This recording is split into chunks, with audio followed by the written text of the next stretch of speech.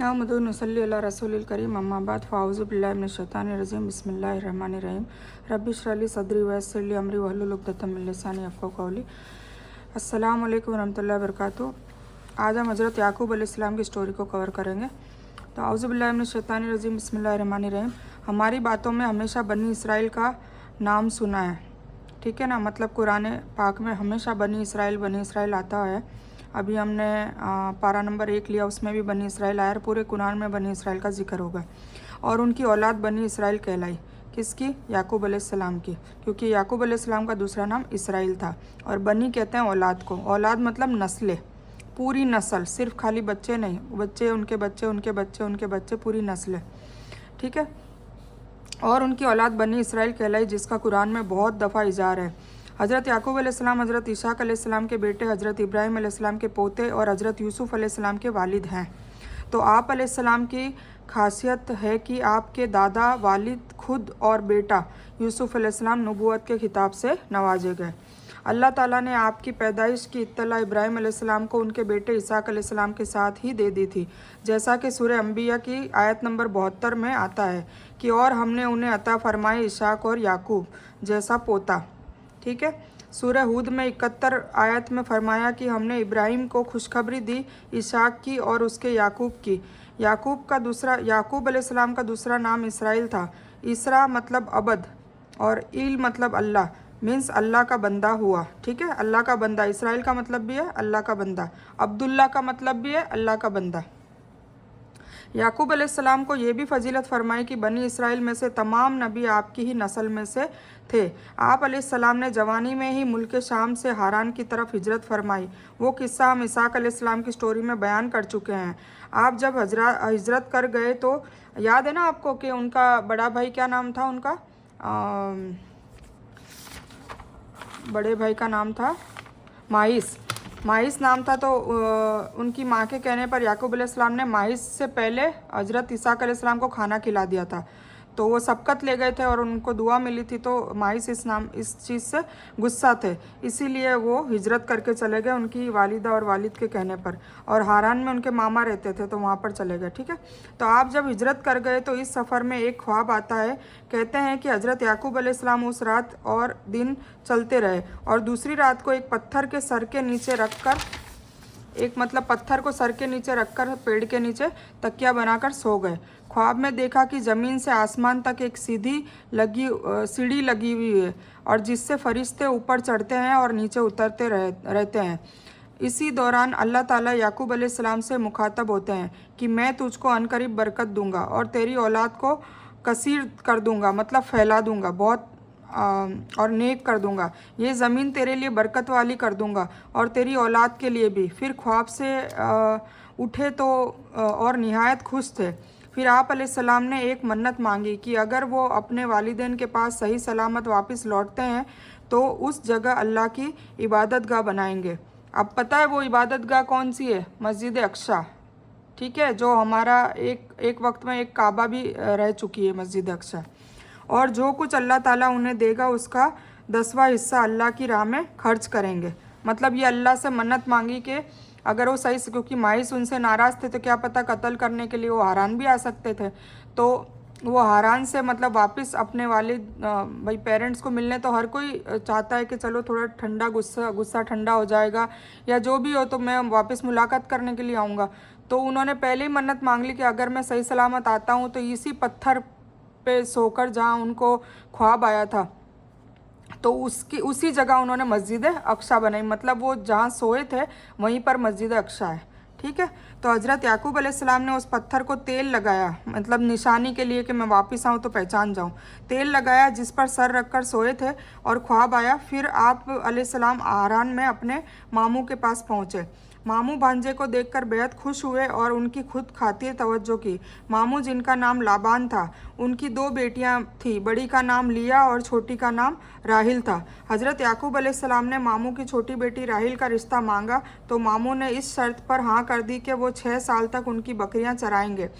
जब शर्त पूरी हो गई और मुद्दत गुजर गई तो उन्होंने रिश्तेदारों को इकट्ठा करके दावत दी और शादी कर ली। रात को याकूब अलैहिस्सलाम को इंसिकाफ हुआ कि शादी तो राहिल की बजाय बड़ी बहन लिया से हुई है। हज़रत याकूब अलैहिस्सलाम ने सुबह मामू से पूछा, आपने ऐसा क्यों किया? मैंने तो राहिल से निकाह का पैगाम दिया था। मामू ने जवाब दिया, हमारे यहाँ बड़ी बेटी के होते हुए छोटी बेटी से निकाह नहीं करते। हाँ, अगर तुम्हें छोटी पसंद है तो मैं उससे भी तुम्हारा निकाह कर दूंगा, मगर तुम्हें मज़ीद 7 साल बकरियां चरानी होगी। और आप अलैहिस्सलाम ने 7 साल और बकरियां चराई। पहले 6 साल चराई, उसके बाद बड़ी बेटी से निकाह हुआ, फिर 7 साल चराई तो छोटी बेटी से निकाह हुआ, राहिल से निकाह किया।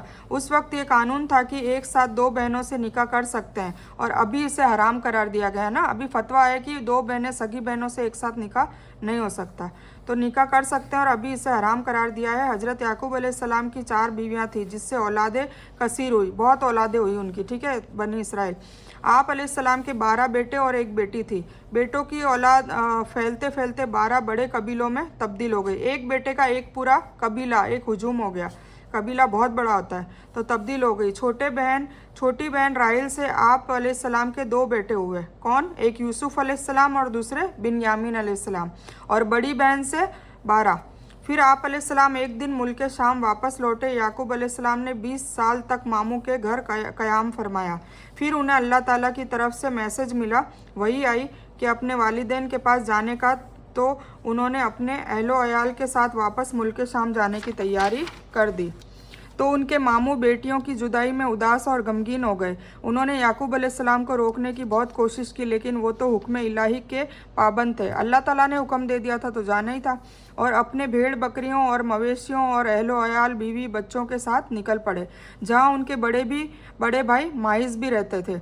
माइस ने अपने इलाके की तरफ एक बड़े काफिले को आता देखा तो बड़े ताज्जुब से देखा। माइस ने अपने लोगों को काफिले की तरफ रवाना किया ताकि सच मालूम कर सके।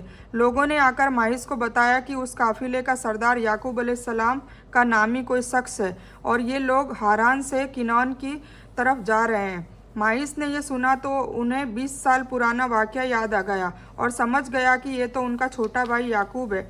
फिर माइस ने अपने साथ 400 लोगों को साथ लिया और याकूब अलैहिस्सलाम की तरफ चल पड़े। जब याकूब अलैहिस्सलाम को अपनी तरफ आने का सुनते ही खौफ ज़दा हो गया ना, क्योंकि उनको भी याद आ गया कि माइस मुझसे गुस्सा थे, तो क्या पता मुझे कत्ल न कर दे, क्योंकि जिस भाई के गुस्से की वजह से वो अपने वालिदैन से 20 साल अलग रहे, आज उन्हीं से सामना होने जा रहा है। रिवायत में आता है कि आप अलैहिस्सलाम के पास अल्लाह ने फरिश्ते भेजे और उन्होंने कहा कि आप परेशान न हो, अल्लाह आपके साथ है, और आप अपने भाई के इस्तकबाल की तैयारियां करो। इस बात से वो खुश हो गए, मतलब पहले ही वही दे दी कि परेशान मत हो, ऐसा कुछ भी नहीं है। उसका गुस्सा ठंडा हो गया और भाई के इस्तकबाल की तैयारी में लग गए। अपने अपने रेवड़ में से कुछ खूबसूरत भेड़ बकरियां ली और कुछ दूर जाकर भाई का इस्तकबाल करने खड़े हो गए। 20 साल की तवील जुदाई ने माहिस के दिल में से रंजिश और नफरत ख़त्म कर दी थी। छोटे भाई की मोहब्बत ने जोश मारा और आगे बढ़कर गले लगा लिया। दोनों भाइयों ने एक दूसरे को बोसा दिया और देर तक भूतकाल मतलब माजी की बातें करते रहे। याकूब अलैहिस्सलाम ने कुछ दिन बड़े भाई की मेज़बानी में गुजारे, फिर इजाज़त चाहिए। माइस ने बहुत से तोहफे देकर इज्जत और एहतराम के साथ छोटे भाई को रुखसत किया। याकूब अलैहिस्सलाम को अच्छे से याद था कि 20 साल पहले उन्होंने मन्नत मांगी थी कि वालिदैन के पास सही सलामत से पहुँचेंगे तो वो ख्वाब वाली जगह में मस्जिद बनाएंगे, मस्जिद अक्सा, ठीक है।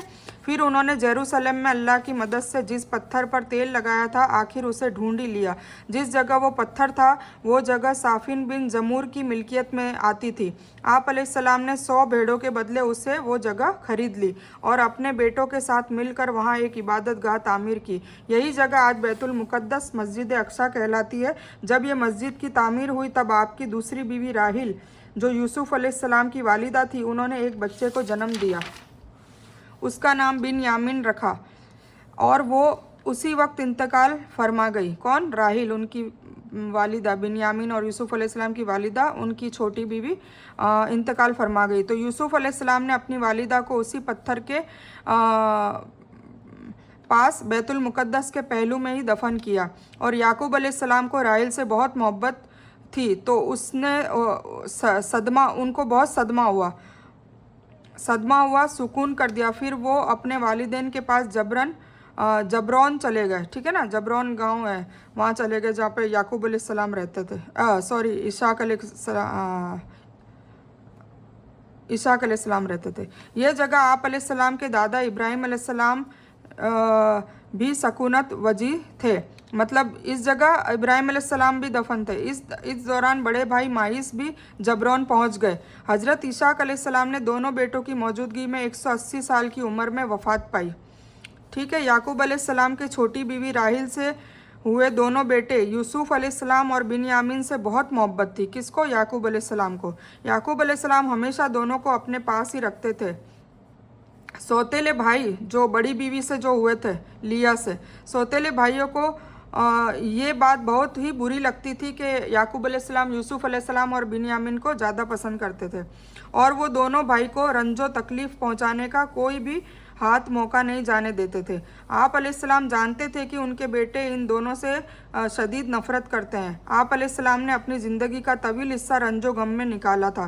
पहले तो बड़े भाई माइस के खौफ से वालिदैन की 20 साल जुदाई सही, फिर बुढ़ापे में बड़ी बीवी से होने वाले बेटों से दी जाने वाली तकलीफ़ें और तवील जुदाई ने उन्हें तकलीफ़ में डाल रखा था। फिर यूसुफ अलैहिस्सलाम की जुदाई में 40 साल रोते रोते आंखों की रोशनी चली गई, है ना। यूसुफ अलैहिस्सलाम का भी किस्सा है, इनके भाई कुएं में डाल आते हैं, फिर वो उनका भी बहुत बड़ा किस्सा है। ठीक है, तो इस तरीके से यूसुफ अलैहिस्सलाम की भी जुदाई उन्होंने सही। 40 साल तक उनके बेटे से, खुद के वालिदैन से 20 साल दूर रहे माइस के चक्कर में कि बड़ा भाई गुस्सा हो गया, और फिर खुद के बेटे से भी 40 साल दूर रहे सौतेले भाइयों की नफ़रत की वजह से। तो कितना रंज और गम याकूब अलैहिस्सलाम ने देखा, और नाबीना भी हो गए क्योंकि खूब रोते थे तो उनकी आंखें चली गई थी। आखिर 40 साल बाद बाप बेटे को ऐसे पाया कि वो मिस्र के बहुत बड़े वजीर थे। किनको? यूसुफ अलैहिस्सलाम बहुत बड़े वजीर हो चुके थे। फिर वो यूसुफ अलैहिस्सलाम के साथ 24 साल मिस्र में ही रहे। उनकी वफ़ात का वक्त करीब आया तो सारे बेटों को जमा करके पूछा, मेरे बाद तुम किसकी इबादत करोगे? तब सबने एक ज़ुबान से कहा कि ए अब्बा जान, हम आपके रब और आपके अब्दो आबाद अजवाज अजदाद हज़रत इब्राहिम अलैहिस्सलाम के रब की ही इबादत करेंगे। जैसा कि सूरह बकरा 133 आयत में आता है, भला जिस वक्त याकूब वफ़ात पाने लगे तो तुम उस वक्त मौजूद थे जब आपने अपने बेटों से पूछा कि मेरे बाद तुम किसकी इबादत करोगे? तो उन्होंने कहा कि आपके माबूद और आपके बाप दादा इसाक, इस्माइल और इब्राहिम के माबूद की ही इबादत करेंगे जो माबूद यकता है, और हम उसके फरमाबरदार रहेंगे। आयत 132, ये भी सूरह बकर की 132 में आता है कि इस बात की इब्राहिम अलैहिस्सलाम ने अपने बेटों से वसीयत की और याकूब ने भी अपने बेटों से, अल्लाह ने यही दिन तुम्हारे लिए बनाया है, लिहाजा तुम्हें मौत आए तो इसी हालत में आए कि तुम मुसलमान हो। वफ़ात से पहले यूसुफ अलैहिस्सलाम को वसीयत की कि मेरे इंतकाल के बाद मेरी मैयत मेरे वालिद इसाक अलैहिस्सलाम के पास दफन किया जाए। 147 साल की उम्र में आप अलैहिस्सलाम की वफ़ात हुई। 16 बार कुरान में आप अलैहिस्सलाम का, मतलब याकूब अलैहिस्सलाम का जिक्र आता है। ठीक है, तो ये थी याकूब अलैहिस्सलाम की स्टोरी। तो बस हम ये इस बयान को यहीं ख़त्म करते हैं।